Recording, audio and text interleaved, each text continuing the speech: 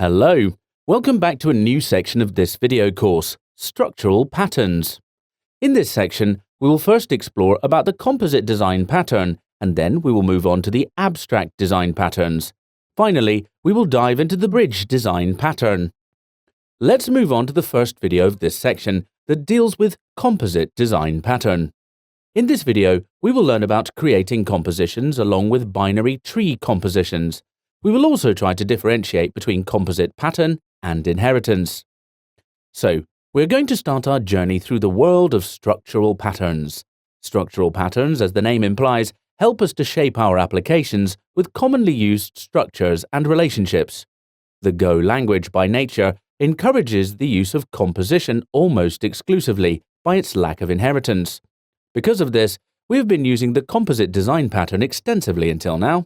So, let's start by defining the composite design pattern. The composite design pattern favors composition, commonly defined as the has a relationship over inheritance, which is an is a relationship. The composition over inheritance approach has been a source of discussion among engineers since the 90s. We will learn how to create object structures by using a has-a approach. All in all, Go doesn't have inheritance because it doesn't need it. In the composite design pattern, you will create hierarchies of trees of objects. Objects have different types with their own fields and methods inside them. This approach is very powerful and solves many problems of inheritance and multiple inheritances. For example, a typical inheritance problem is when you have an entity that inherits from two completely different classes, which have absolutely no relationship between them. Imagine an athlete who trains and who is a swimmer who swims. The athlete class has a train method, while the swimmer class has a swim method. The swimmer class inherits from the athlete class, so it inherits its train method and declares its own swim method. You could also have a cyclist who is also an athlete and declares a ride method. And now imagine an animal that eats, like a dog that also barks. The cyclist class has a ride method. The animal class has eat, dog, and bark methods. Nothing fancy. You could also have a fish that is an animal and yes, swims. So how do you solve it? A fish cannot be a swimmer that also trains. Fish don't train, as far as I know. You could make a swimmer interface with the swim method and make the swimmer athlete and fish implement it. This would be the best approach, but you still would have to implement swim method twice, so code reusability would be affected. What about a triathlete? They are athletes who swim, run, and ride. With multiple inheritances, you could have a sort of solution, but that would become complex and not maintainable very soon.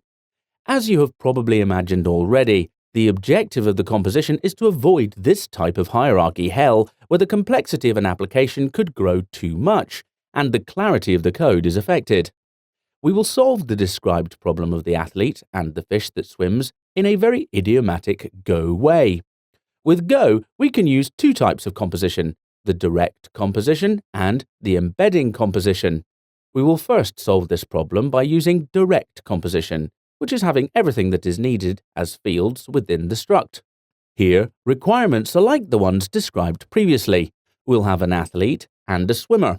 We will also have an animal and a fish. The swimmer and the fish methods must share the code. The athlete must train and the animal must eat.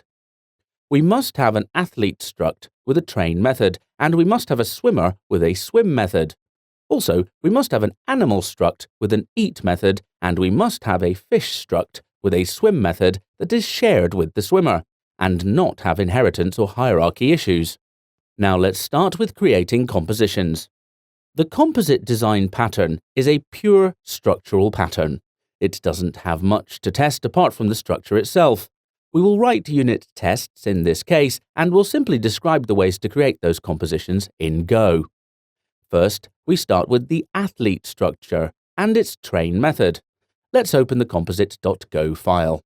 So, here you can see the athlete struct and the train method. This code is pretty straightforward. Its train method prints the word training and a new line.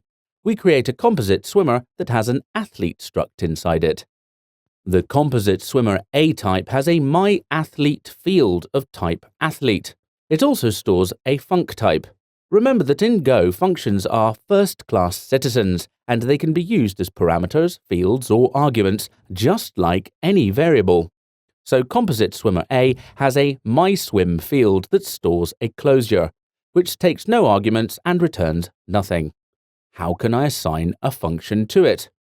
Well, let's create a function that matches the function signature. That is, no arguments, no return. That's all. The swim function takes no arguments and returns nothing, so it can be used as the mySwim field in the Composite Swimmer A struct. Now let's move to the composite_test.go file and see the Composite Swimmer A struct. Have a look at this piece of code.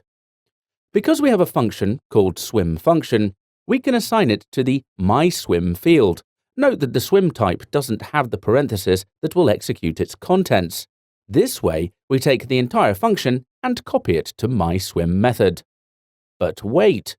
We haven't passed any athlete to the myAthlete field, and we are using it. It's going to fail. That's weird, isn't it? Not really, because of the nature of zero initialization in Go.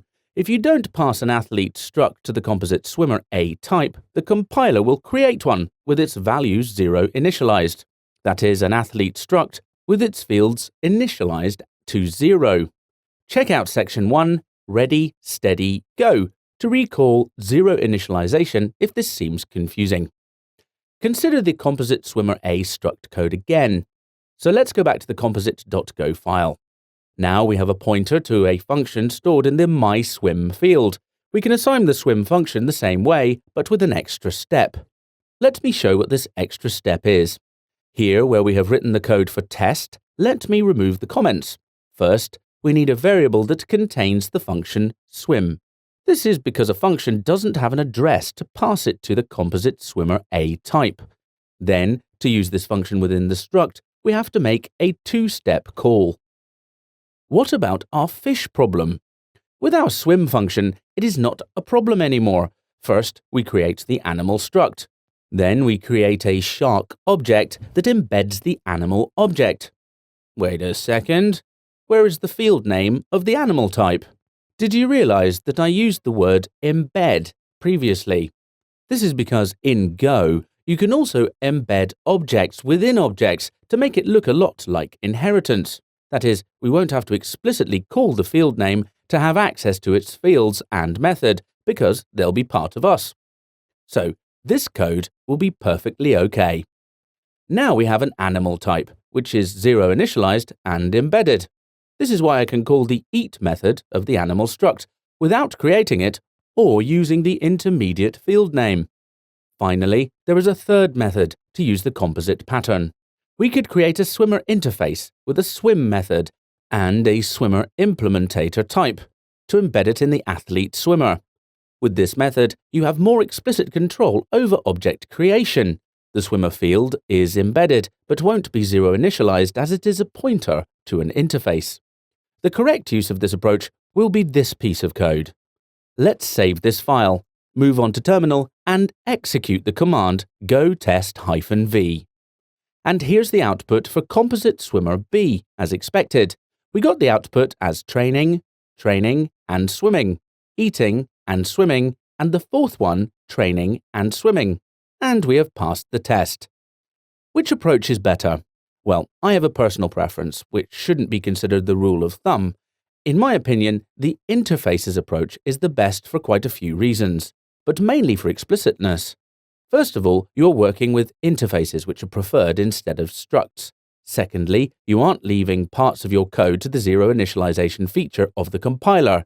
It is a really powerful feature, but one that must be used with care because it can lead to runtime problems which you'll find at compile time when working with interfaces. In different situations, zero initialization will save you at runtime, in fact.